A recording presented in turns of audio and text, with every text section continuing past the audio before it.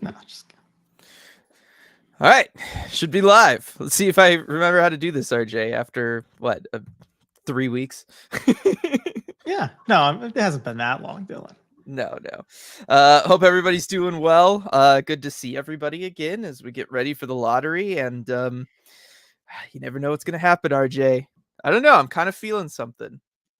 I am too. I was kind of afraid to say. Actually, I shouldn't say anything. I definitely shouldn't say it if I'm feeling something. Go away. Here's how I know the Kraken will not win. And I texted you this as I was doing it right this morning. Every year I do one sim on Tankathon the morning of the draft lottery. Yes. That's the one thing that I do. Dude, I don't run it a second time. Stop talking. Stop. Don't say it. Don't say What? it. It's reversed. No, you know what happened. All right, I did it this year. It's never been correct. It's never got the actual winner right. And by one sim, it came up as the Kraken. So, yeah, I mean, we hope that happens. I hope it happens. Yeah, how's it going, everybody? Though, thanks for joining us for this one. It should be exciting. And hey, I mean, good chance for the Kraken to move up somewhere. Yeah, definitely. If it's not the first pick, second, they have a slightly greater chance of the second overall pick than they do of the first. Third, a very, very small chance. And yeah, if the Kraken pick third, we know the Flyers are picking second. So is that worth it? I don't know. No, yes. I mean, it's better than 8, right? Like, come on. Yeah, definitely. We'll take it. We'll take it. The point is, they've got a good chance of moving up into the top 3. Like, it's what, total of 12.5%. So that's not terrible. Yeah, 12.4% chance of going into the top 3 according to Tankathon. Which, looking at the odds and everything, because there was a communique on the NHL media site showing exactly how this all works. So for those of you curious, and feel free in chat to just stop me if you're bored by all of this, but like how the draft lottery actually works. And I find this really fascinating. They don't have lottery balls with team logos on them. They have lottery balls with numbers on them. And there are 14 balls. They're numbered 1 through 14. And so what they do is they draw out a combination of 4 different lottery balls. They'll take 1, 2, 3, 4, and they take those combination of numbers. And I think so apparently with 14 lottery balls, the math works out if we draw 4 of them to 1,001 different combinations that are possible. All the way from 1, 2, 3, 4 to 11, 12, 13, 14. And so of those 1,001 combinations, they take 1,000 of them, because the 1,001st combination, 11, 12, 13, 14, if that were to somehow come up, they just pick again. That one doesn't belong to any team. It's invalid.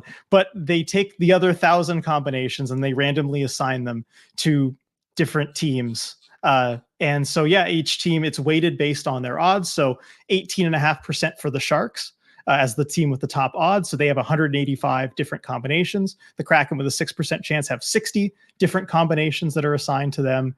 And so that's how it works. And they do the same thing over again for the second lottery drawing, except if the same team wins first and second, they just do the drawing again, of course. So combination number 1, 2, 3, 4, by the way, if that's what comes up, that belongs to the Ottawa Senators. Just so we know. How does that make sense? Like I said, randomly assigned to teams. I know. It's random. It doesn't make sense, though. I know. Because I was just talking. Anybody remember? Because I was pretty sure this was 2015 for McDavid. RJ didn't watch that lottery, but there was one year where they actually did it live, where like they showed the picking of the balls for the number sequence and everything, because they were really worried about the kind of constant following of this, where everybody believes it's rigged, and they did that one live. I'm pretty sure that was 2015. But that makes sense anyway. But I remember that one year, and yes, it was just like a random sequence of balls are coming out in the machine, and Gary Bettman's reading them off, and then nobody knew like who was assigned that sequence. So then it was just everybody pulling up this like massive document with all of the different sequences and then who was associated with them, and they were trying to figure out where like who got Connor McDavid or whoever it was that video. I remember that year the Sharks had the combination 1, 2, 3, 4. And I remember they were making a lot out of that. And dude, then 1, 2, 3, 4. That's the lottery combination of my luggage. Yes, love the Spaceballs reference. Love it. All right. So it just started. I'm watching on ESPN Plus. I believe you are as well, RJ. Yeah, just coming on. Oh, look, they've got the balls in the machine. They're flying around. So maybe they are minus frozen on Eli Manning's face. So Hang Oh, on. there's worse things unless you're a New England Patriots fan.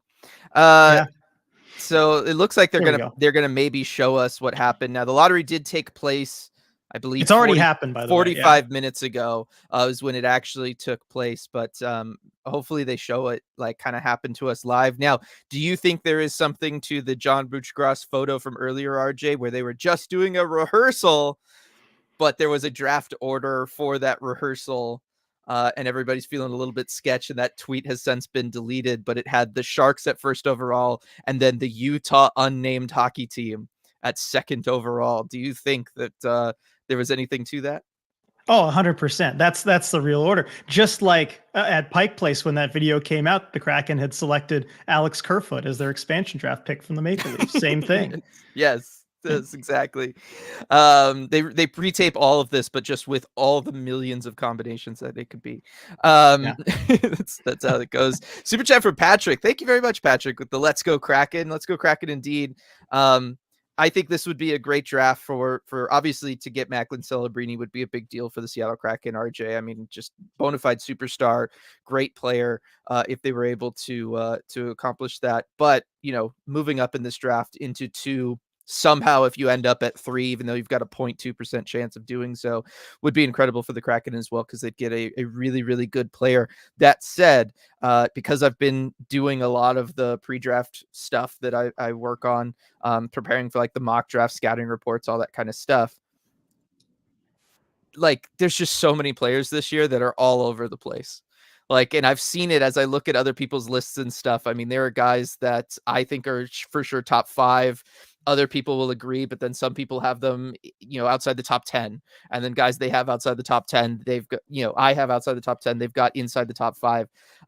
There has been a lot of discussion. I can't remember a year where there's just been like kind of no unanimous, like these guys kind of round out the top group the way there is this year, where I mean, even Bob McKenzie did his NHL scout like survey, and he ended up with 15 names for his top 10 list because there was just so much around it all. He had like 8 players that were put in at 4 or something, like different teams thought could be like in the top 5.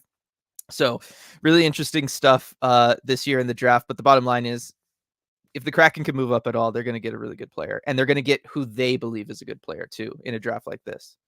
Yeah, I mean, we could see. I think I saw a tweet the other day saying you could have the top 3 or 4 teams in this draft, the top 4 picks, each get potentially the number 1 or 2 guy on their board, just because teams like different guys. And there's, after Macklin Celebrini, there's a whole range of other players that teams really like. And yeah, it could go either way. Really, I think for the lottery's sake, yes, moving up to 2 would be fantastic.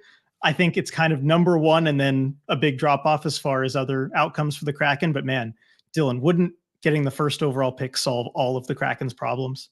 Like for as far as long-term building? I was gonna say all of them.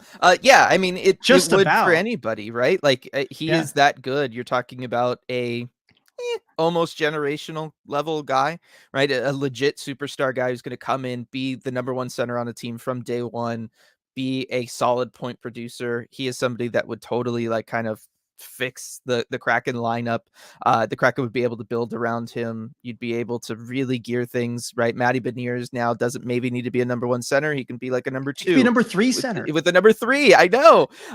So like there's having Macklin Celebrini would be absolutely game changing for the Seattle Kraken. No doubt about it. Yeah, I think it's hard to overstate how huge that would be. Yes, and not to mention the the national attention too, right? I mean, like, you still kind of treat the Kraken as a little bit of a throwaway team now. The shine of the expansion season is kind of over.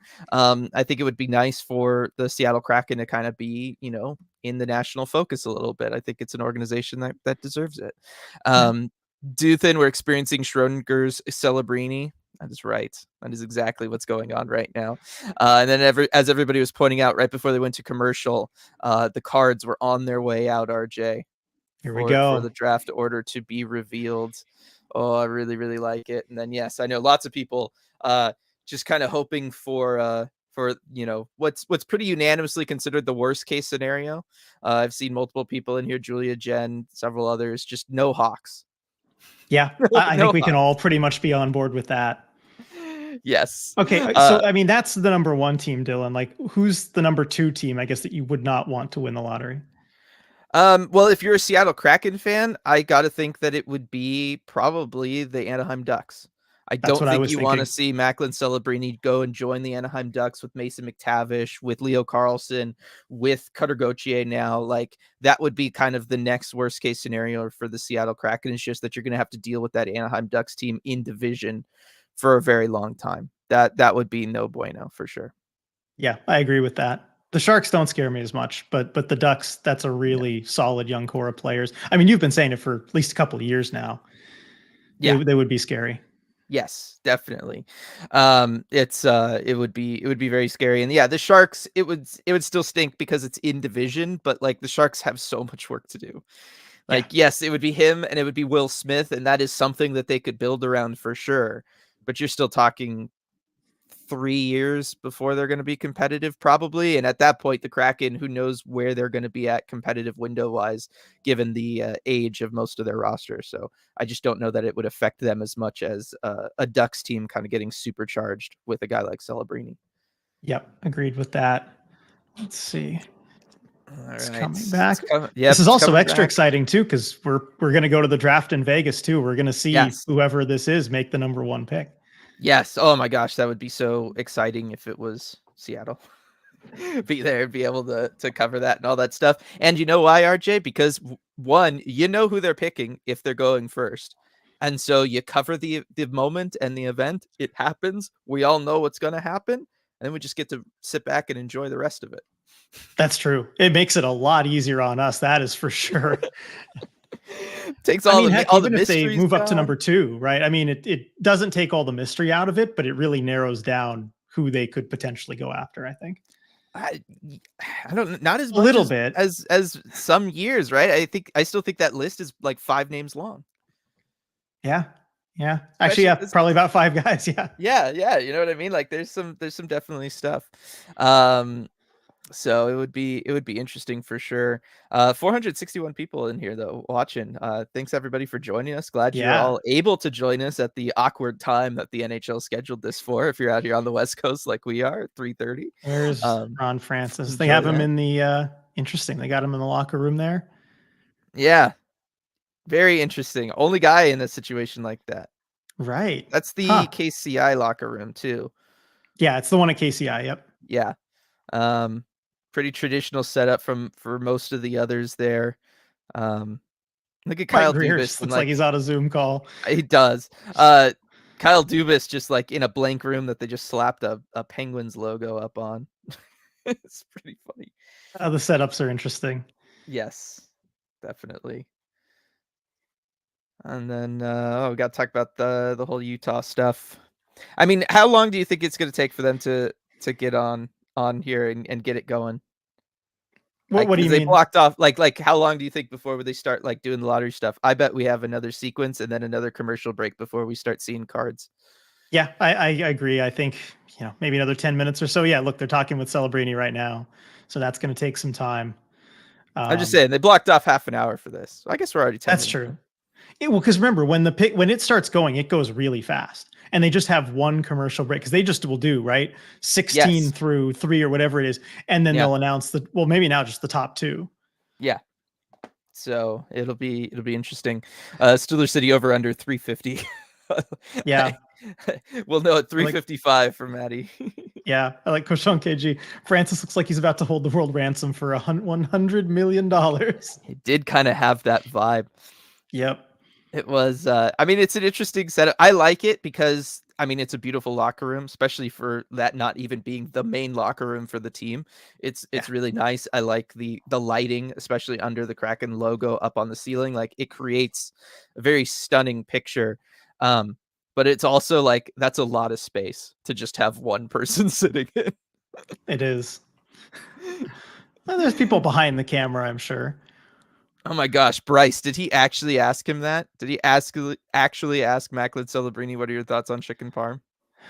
I believe he would. That's why I Yeah, want yeah. it to be false. I'm hoping Yeah. you It's a made this good up joke right. if it's false, but also I would believe that it would be true. No, okay. Okay, good.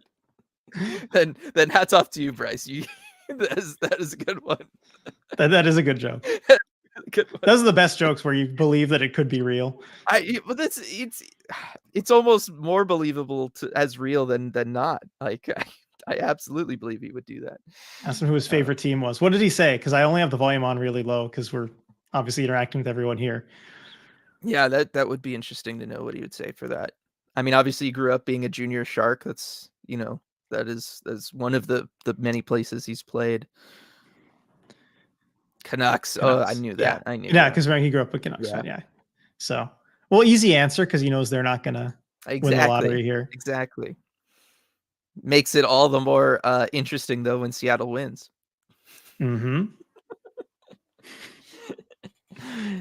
Oh man, the Canucks would hate that. That would be so funny though. I would love that. Right before their big playoff series too.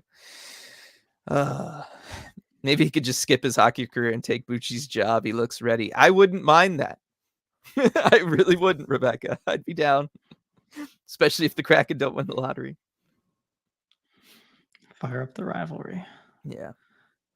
Now, we're joking about all this, but I actually do think that this stuff is good that the NHL does this, that they have the like kind of known first overall guy in there talking with these guys, breaking down tape, showing some personality, because this is the stuff that the NHL needs to do more, right? They need to showcase their young star players. They need to show them have personality. They need to get people to kind of fall in love with them. And if you are just flipping through and you're on ESPN and it's like, okay, it's draft lottery. Wow, there's just this one guy. He's supposed to be good. Look at him. He's talking, whatever. Like that is a solid thing for them to do. So as much as we're kind of making fun of it, I actually like that they're doing it this way, RJ. Yeah, I mean, same thing earlier this season with the Bedard mania and everything, right? Where it felt like it was a little overdone, but no, that is what you need to do. You need to market your stars, and good that the NHL is kind of finally catching on to that. Yep. Let's see. Okay, Chip, if Utah wins, is it a larger chance than not that they have a Vegas level turnaround for a cup? I don't think it happens that fast. No, I don't think so either. Yeah. Gunnar, what was the biggest jump in draft lottery history? I'm looking this up right now. Okay. I believe it was 2020 with the New York Rangers, who were it was that weird draft lottery with COVID and everything, where it went to one of the playoff teams who kind of lost in that first round, and the Rangers ended up winning it. But I believe they were the 14th spot by reverse order of standings, all the way up to number 1 to pick Alexis Lafreniere. So I don't think that has been topped in the past. No, because for the most part, the draft has historically it's been a jump of 8 or 10. Right. And so that's kind of how it's always been. That 5, one was a very unique it's been all of these things in our hockey. They change the rules every year. RJ, it's crazy. So it's one of those. Oh, look, there's Sphere. I was informed that it's not the Sphere, RJ. It is just Sphere, which I was told that too. I don't know. I'm just kind of choosing to ignore that. Me too. Anyway, it's been all of those things. That one's not going to be top because of the unique circumstances. Although you could say the Penguins, RJ, in 2005. I mean, does that count as a massive jump? There was 30 teams involved. They ended up first. Where do you jump from? Like you had to jump from somewhere. It's the only time anybody's ever jumped from 0 to 1. Yeah, there you go. How's that? Such a fun time that was. Julia, well, Celebrini does seem to have generic hockey player personality. Unfortunately, I'm sure he does. They all do. That's the problem with this. You can throw McDavid out there, you could throw Bedard or Celebrini or Crosby out there in front of anybody, RJ, and it's they're just too generic. Yeah. Sorry, I just got this official communique from the National Hockey League announcing that the NHL will hold the NHL draft at the Sphere in Las Vegas on June 28th and 29th. All right. Well, we got Bill Daly. Oh, here we go. All right, let's go. So we're on. All right. So the Blues did not win the draft lottery. That 0.5% chance. I'm telling you, it goes fast and furious here. Yep. No St. Louis All right. Blues. So we want Detroit here. Yes. All right. So far, so good. Right, Detroit. There we go. All right. Nothing big happening. 14. We want Pittsburgh or San Jose, whichever is going to be on that. Yes, there are going to be 2 lotteries. So, if if a team looks like they won before we get to Seattle, it won't be the worst in the world. Yep. That Penguins pick, of course, going to the Sharks because it was outside the top 10. Yep. All Hence right, why good. they're We have a showing little Mike time to Greer. catch our breath showing Mike Yes, Greer here. hence why they're showing Mike Greer. Just figure out to explain that for everybody there. Yeah. All right. So far, so good. Minnesota didn't win the lottery either. Yep. So this is the scenario where the Kraken could pick third. We'll know. if Philly chooses here at 12. The Kraken will not pick third. All right. So it'll be 1, 2, 8, 9, or 10. Yep. All right. So one option off the board, the option that we were safest to get rid of anyway. Yep. Yes. You'll be able to see Celebrini's face from space. Q stealth. My gosh. Could you imagine if they do that, RJ? At Sphere, if they just have as they're picked on the outside of the sphere, it's just that player's face, like massive, like the big emoji. That would be the worst. Yeah. All right. So 11 here. All right. So Buffalo. now we're in the category where it could be the Kraken here. So we do not want the Kraken, but it's possible. All right. All right. So top 9 pick. Yep. For Seattle here. So it was a 3.2% chance they were picking 10th. So that was unlikely. So we have 3.4% chances of odds off the board here. 30% chance that the Kraken are the next team flipped on that card though. So we're approaching the higher odds here. Yeah. As they talk about Cole Yzerman. I know. Oh, all he does is score goals, RJ. Oh, the nerves, Dylan. Yep. They gotta stretch so it as long as possible. Yeah. All right. 9-9. You're just a tiny Calgary bit in front of me. So yeah. All right. The top 8 secure. So now we'll find out if they won a drawing or not. I mean, we're due for something here, right? There it is. Kraken. All right. Top 8. Not bad. Yeah, the Kraken are going to have a choice of pretty good players at 8. I feel very confident about that. So we got 8 though. Yeah. That's Ottawa at 7. I just got to get the posts out here now.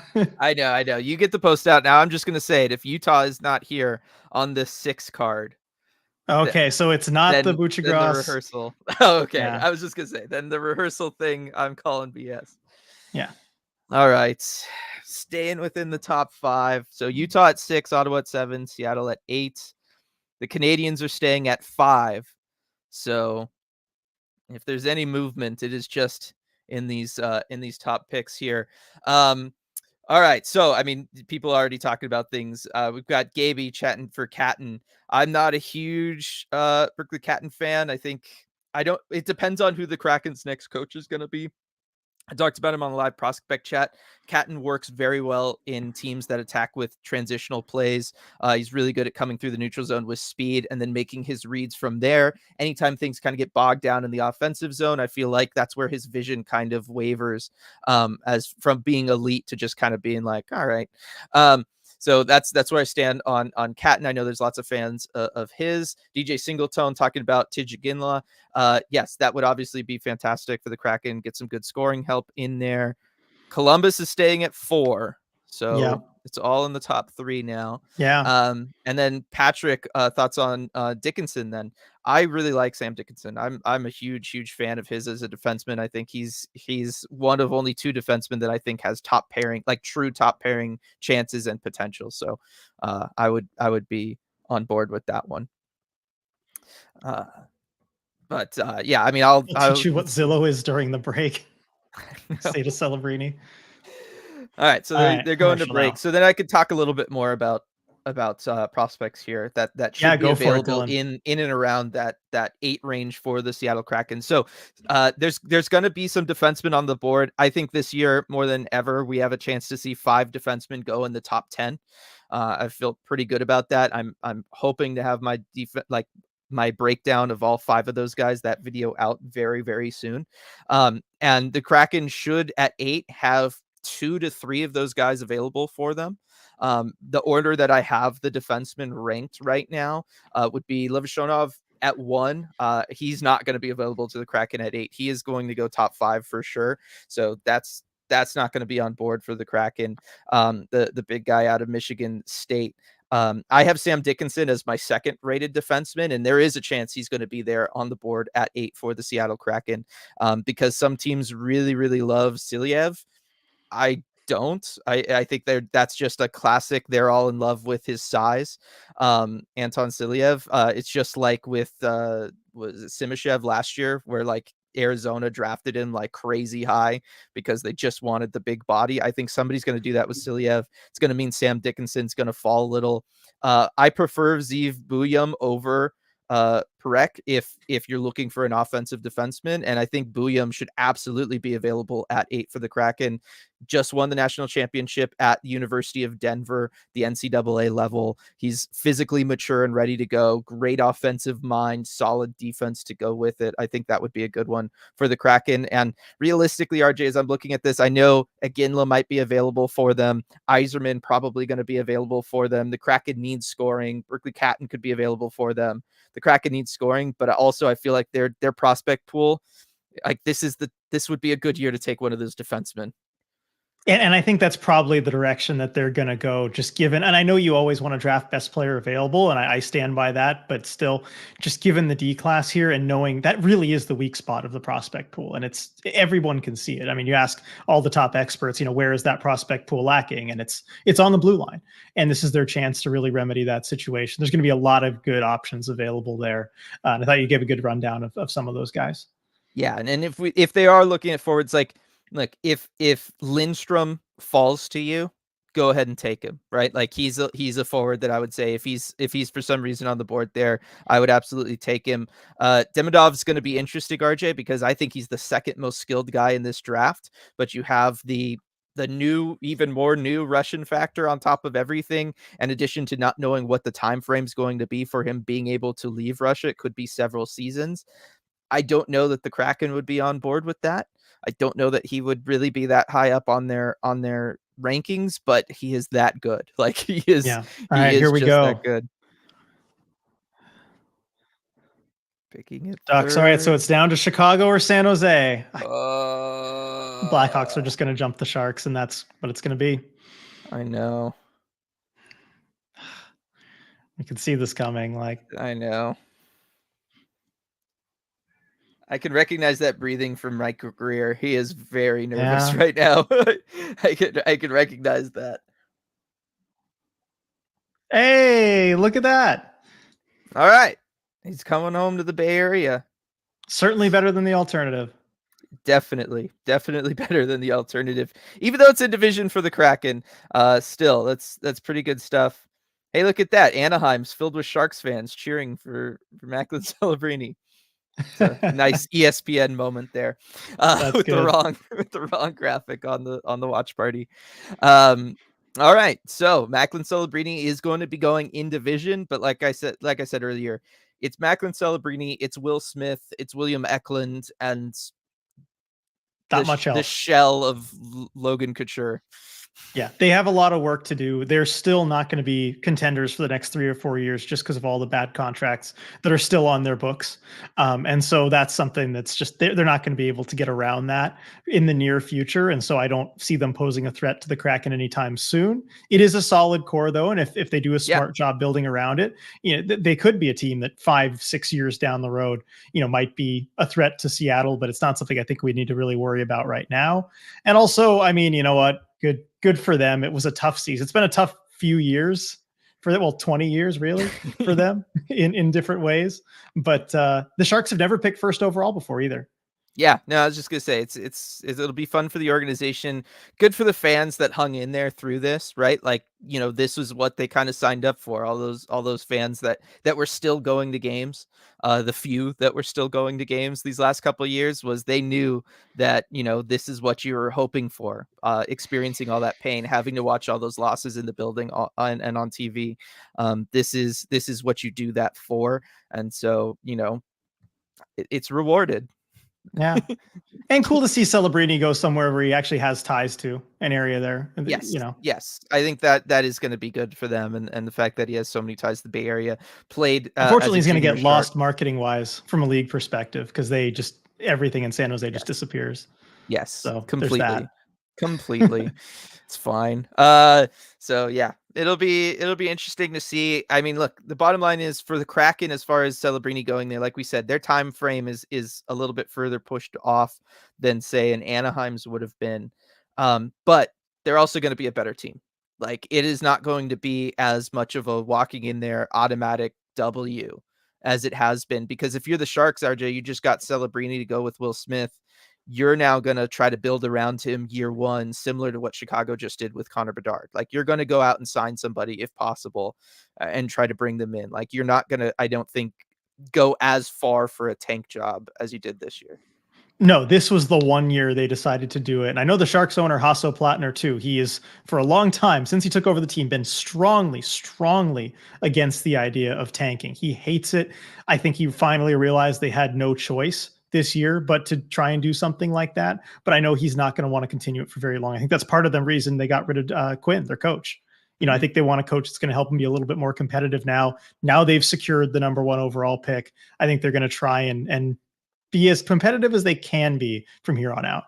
Yeah. And I was going to say, Sharks automatic W for Kraken fans. It's never really been that for us for some reason, but for the rest of the league, maybe that's the point there.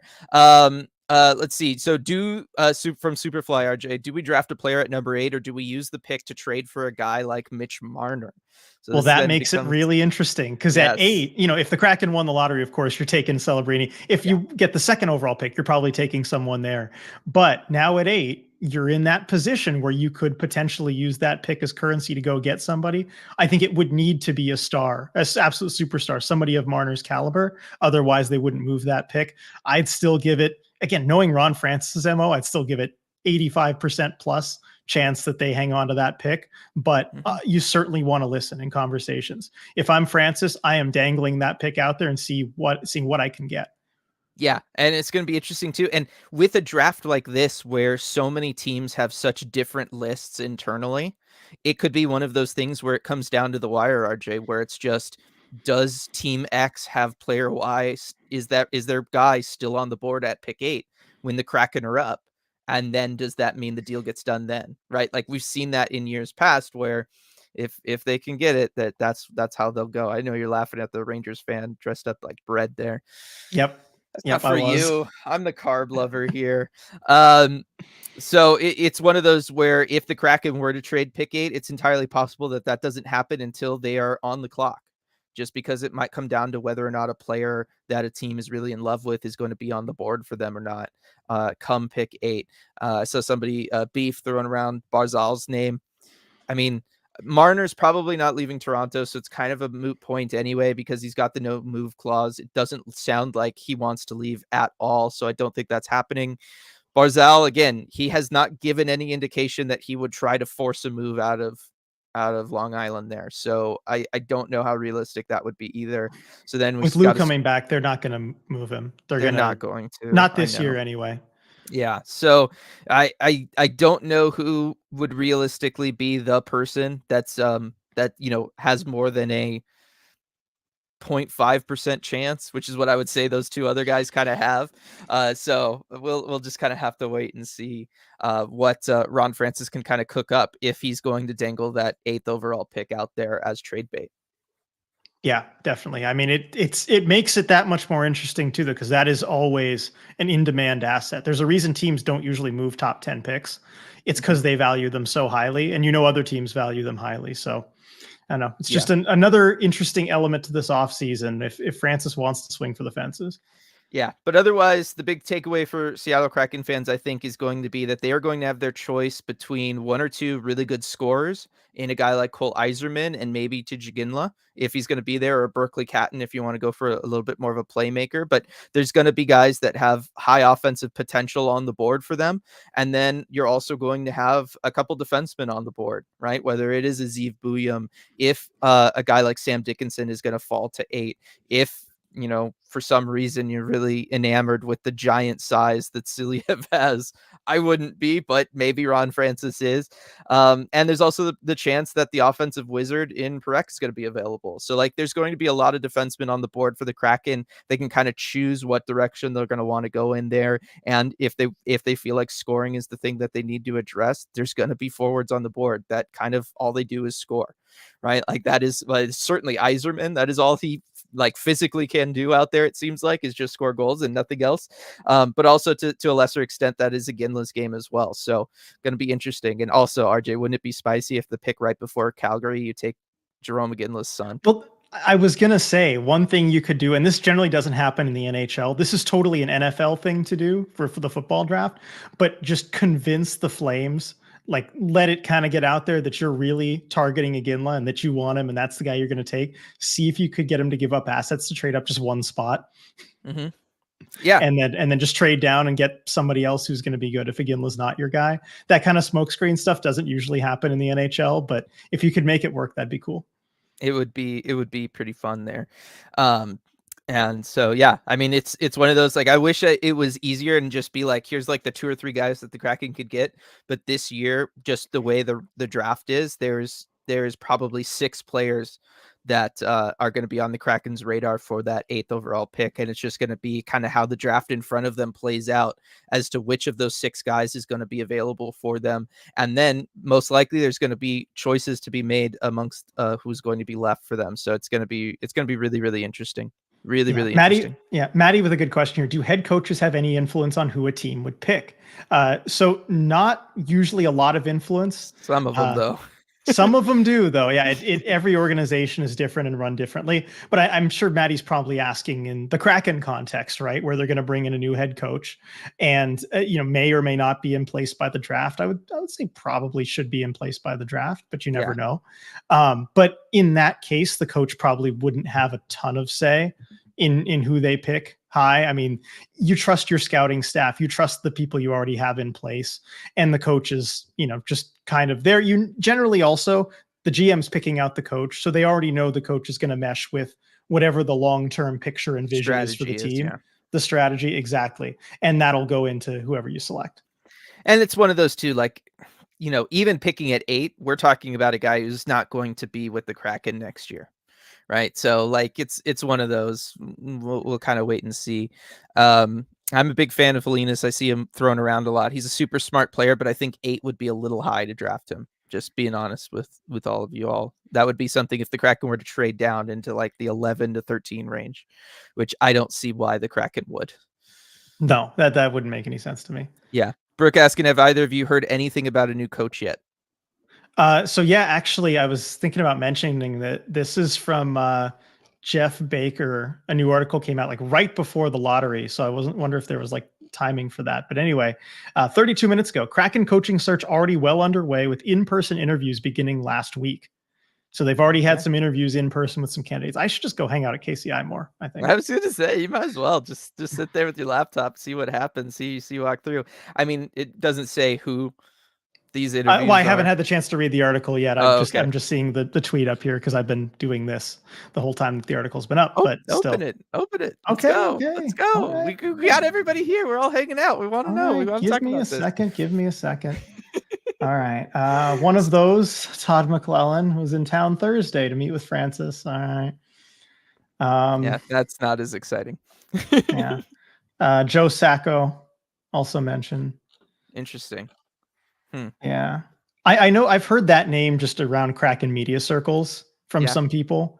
Like when we were there for the Francis thing and the media availability after Hackstall was let go. I've heard Sacco's name a couple times. Brindamore, of course, mentioned, but we all know what the situation is there. Why is Kyle Dubas mentioned here? Sheldon Keefe talked about also. Yeah. All right, so it's names that we've mostly looked at there, but Joe Sacco is a new one, and then confirming McClellan also. Yeah, confirming McClellan's interesting. For those who maybe don't know the coaching career of Joe Sacco, he's an assistant coach with let's see, where is he at now actually? Because like he's in Boston. He's still in Boston? Yeah. Yeah, he's in charge of their PK and he's like their defense coach. He's been there for like a decade. He's been there a while. Like I'm looking at like a thing that's saying he was hired in Boston in 2014. Like he's survived like 3 regimes then. That's pretty good. Yeah. Has he really been there that long? Yes, he Yeah, has. He was 2014. hired Yeah, he has. 2014. So, kind of an interesting one there. He was the head coach of the Colorado Avalanche way back in the day from 2009 to 2013. Not a great run there, but he would fit, with something that we had talked about earlier this season, I think on Red Glares when we were talking about Lou Lamoriello hiring Patrick Waugh mid-year to coach the Islanders, and that concept being, bringing in a second chance coach, because a lot of the mistakes that anybody's going to make doing that job the first time are all out of the way. It's somebody who has been in and around the sport for a very long time, and has had lots of opportunities to think about what they would do differently, how they would approach those situations kind of differently, and hopefully more successfully. So I don't hate the idea of bringing in somebody for a second stint. I think it's maybe even better than like a McClellan, where you're bringing in a guy for stint 4. And it's like Yes. never really worked beforehand. Like, why would you think you're different here? Appreciate the no Todd McClellans in chat, everybody. Yeah, no, Todd McClellan would be a bad choice. Would you consider this the case? Like, if it's Todd McClellan, that's just to buy you more time if you're Ron Francis, because he will make the team kind of competitive through a regular season and maybe a playoff team, but there's probably not more than that. But if it's playoff or bust for you, he kind of represents one of the better, if not the best guys to just get you there. Maybe, yeah. I mean, because again, running the 1-3-1 that he runs and just having everybody commit to defense, and although it's a huge gamble because you better make the playoffs, because if you miss it by even a few points, like the boring style of hockey and the way it's going to grate on fans for lack of playoff hockey, you are done 100%. Do you think he would stick with the 1-3-1? I think so. I mean, again, you don't have the scoring on this team to justify kind of a more freewheeling style of play. Like, I think if you're just going for wins, it might actually make sense.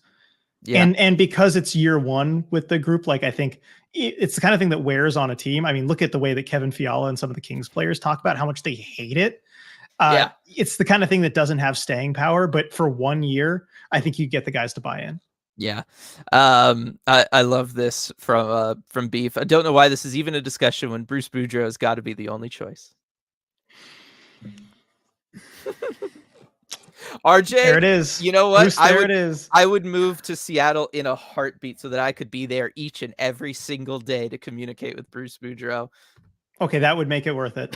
That would make it worth it for me. It would be incredible, and maybe, just maybe, RJ, I would be able to find out what was on his face during 24/7 over 14 years ago, and I would. You would be able to find it out. I believe in you there. Yeah. All right. So yes, I'm on the Bruce Boudreau train because Dylan will move up here. Yep. Let's go. So yeah, it'll be interesting to see kind of what direction the Kraken go there.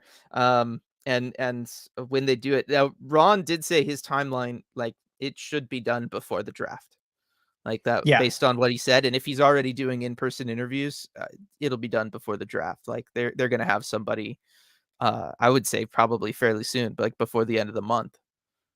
Yeah, no, I think so. I mean, really just what you're looking for is for certain guys to potentially shake loose and just know who becomes available, just in order to do your proper due diligence as you make a coaching search. But as you get further along in the playoffs too, certainly for head coaches somewhere else for another NHL team, like, they're not going to be let go if you get really far. So I think that kind of helps narrow down options. And yeah, I think they'll kind of zero in on someone. I mean, it looks like they've already started the interview process, so that tells you something about how quickly they've started with it. So I think they'll have somebody in place by the draft. I believe Francis with that.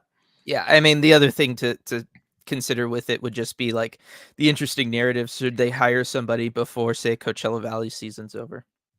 Because that would tell you a lot about the situation there with Coach Dan Bylsma. So that would be interesting.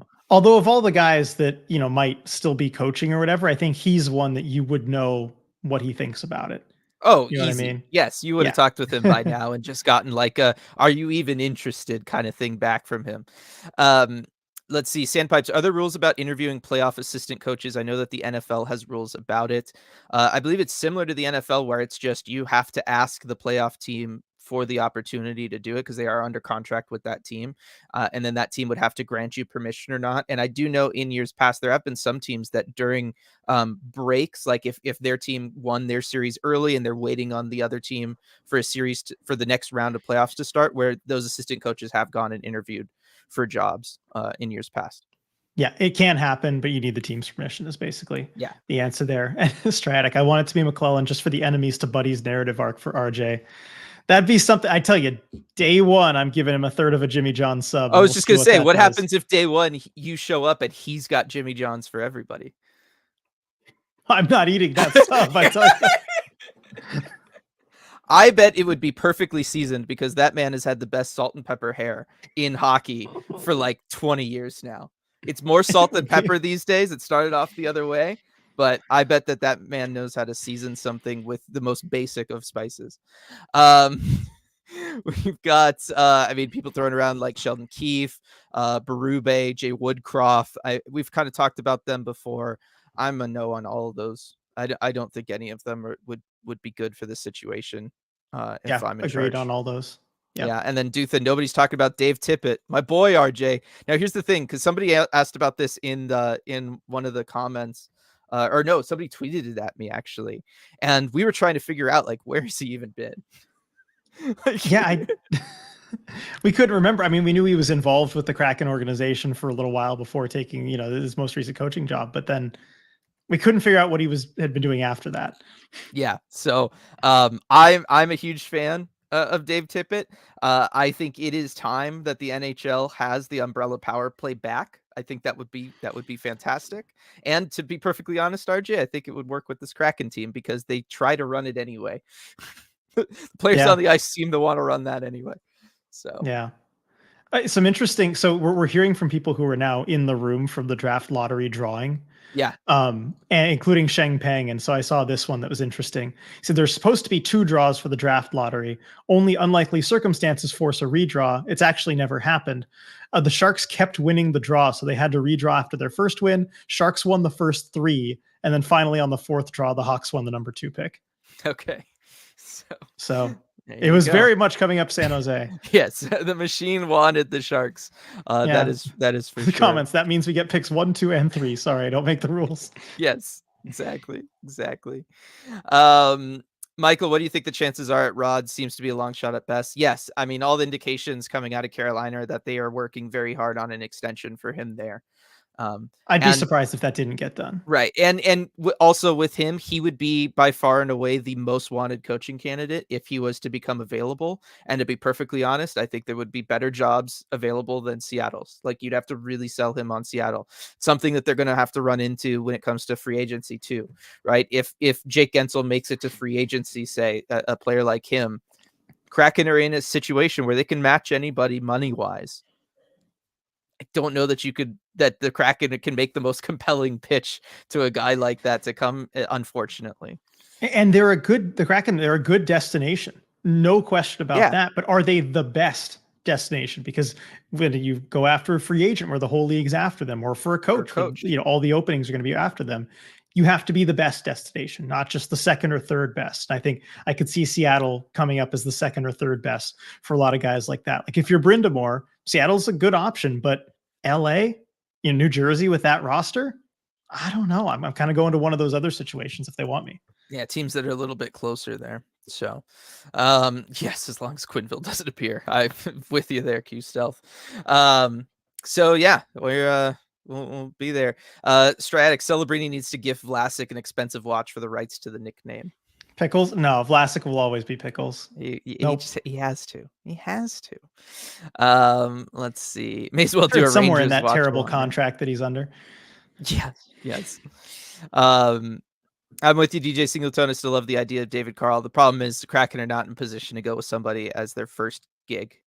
Like it's just, if it's do or die time, you're not hitching your wagon to somebody who has no NHL head coaching experience. Unfortunately, I think it would be the right gamble to take, especially right now with where I wouldn't mind it at all. I think it would be the best thing, but I can't see Ron Francis doing it. Yeah, I can't either. They're going to go. Ultimately, he is the one person who actually gets to make the decision. So, man. Yep. Yeah. All right. I mean, is there anything else that you want to talk about, RJ? No, I mean, I guess I'll just plug a couple more things because Cole's saying may as well do a Rangers watch along, right? I know. We actually do have a couple watch alongs planned though for the Yes. patrons. So just plug in the Patreon. I just released the May schedule for Patreon. It's a little different than what we said on the Said, Red Glare yeah. podcast. Something came up, but we will be watching along for Game 3 of Boston, Florida, and then Game 5 of Dallas, Colorado. So that'll be May 10th and May 15th, respectively. So looking forward to that. And then, of course, your prospect chat, because now we know the Kraken are picking 8th. You can really zero in on the prospects that you just talked about. That'll be May 20th at 7 p.m. For all the Terror of the Deep patrons. So, and I'll have my Armchair GM stream May 13th as well. And we can kind of look at the roster construction and the prospect pool and all the Mitch Marner stuff and all those potential trades people are talking about. So I just wanted to mention those before we go. Yep, definitely. Do you think the coach the Kraken picks could influence free agent decisions from DJ Singletone? Certainly. Yeah, I would imagine it would for sure. And that's partly why I think the Kraken are going to move to fill that spot fairly quickly. Yeah, I mean, the coach that you have as a player is just so much a part of your day-to-day experience and your, everything going on with you and the team. So yeah, they definitely look at that for sure. Yeah, and then somebody was seconding Michael's comment here that I want to talk about. Or where did it go? There it is. Bilesma or Leach. Leach, Yeah. legit internal options. I think they are. I think Bilesma for sure is a legit internal option. Again, the problem with Jay Leach, I don't know that you go with somebody who doesn't have NHL head coaching experience. And I also don't think after everything that just happened that you would go with somebody from that staff. Exactly. You need a bigger change than that. I don't think it's a good idea to go with someone on that step. It's going to really reduce the excitement of making that change, and the idea that things really do need to change. Yeah, and I got to think it's Bilesma's if he wants it. You think so? If he wants it, I mean, that's to me. Well, that's still the big if, question. is if he wants it. Yeah. Right. Yeah. But if he's saying he's interested internally and you're watching what he does with the Firebirds and the culture he's built there and all the young guys coming up talking about how much they love him and how well they play and the system and everything, he's won a Stanley Cup. He might be as good as any candidate that's actually going to be available to you. Yeah. Aside from, I guess, those grade A type candidates that may shake loose, aside from like if a Brindamore becomes available, or we haven't talked much about Mike Sullivan. I'm interested to hear your thoughts on that. Maybe later more in depth, right? Yeah. But if someone like that becomes available, I think you try and do that instead. But barring any of that, I do agree with you on Bilesma there. That if he wants the job, he's probably the guy for it. Yeah. So I think he's a very legit internal option. It's just don't know that it would happen. Yeah, Mike Sullivan would be interesting. Would be very interesting. I don't know. I mean, it sounds like if he goes, it's going to be because he was so loyal to his assistants, including an assistant who could not draw anything up for a very much needed power play and just stood there like a deer in headlights. I would actually look forward to that a little bit because I have the crazy zoom on my phone camera and I can see the plays that they draw up on the whiteboards all the way from the press box. And I would be zoomed in on Todd Reardon whenever he was attempting to draw something up. So I think that could be fun in its own way. Loyalty is fantastic, but we've watched it sink so many coaches, RJ. Loyalty to their boys as assistants. I mean, Pete DeBoer still slot, man. I know. Dude. I know the first thing he did when they won that game 7 was just hugging Steve's spot. The other assistants on the outside of it, and the two of them are just hugging, and that's how it goes. You got to pick the right people to be endlessly loyal to, Dylan. You really do. It's important choice. Yeah. Definitely. So, yeah, I think that's going to probably do it. Look forward to seeing everybody for things like the prospect chat, live watch along. Again, first thing up for Patreon, which link it should be in the description below for this. If you're watching on YouTube, is going to be this upcoming Friday where we will do that watch along for Game 3 of Florida Boston. It'll be that the setup anyway, because it'll be there. But looking forward to that, especially after Game 1 yesterday, RJ. My cats. Yeah. Not the easy series we thought they might have. It's going to be a slugfest, I think. They just wanted to give them something so that they'd get overconfident, because that's what the Bruins do. All right. Well, we'll see Game 3 with everybody as it unfolds. Yes, definitely. Gaby, you know what? I'll answer that question real quick, just from Gaby here. We know a lot of Pens fans' general thoughts tend to be that Bausma is kind of a won a cup despite his own influence, not because of it. But why is that? Slash follow up: how much of the Firebird success is Bausma's coaching versus being more high level veteran heavy? It's a lot because of Dan's coaching, the culture setup, and then the system he's running and everything that the Firebirds are doing. Yes, they did a good job of going out and getting good veteran players at the AHL level because they wanted to win right away and help establish the fan base and all that kind of stuff. But trust me, so much of that is on Coach Dan and doing that there. The situation in Pittsburgh, different because of the weird expectations and kind of where everybody was at. He was perfect as the guy coming in, maybe not the perfect guy long term. I think he is better as a development coach, which Pittsburgh did not necessarily need towards the end of his tenure there. But he's also a great guy at establishing culture, and I think he was really important at establishing the culture that the Penguins needed early on, and that is why they won the Stanley Cup. I disagree with the notion that they won it kind of in spite of him. So there you go. And Afra's sleeping on the bed under the desk, Maddie. Sorry, but she's here. All right, everybody. Thanks so much for joining us. Can't wait to see who the Kraken end up getting at pick 8. RJ should be a lot of fun, and we'll see you all next time.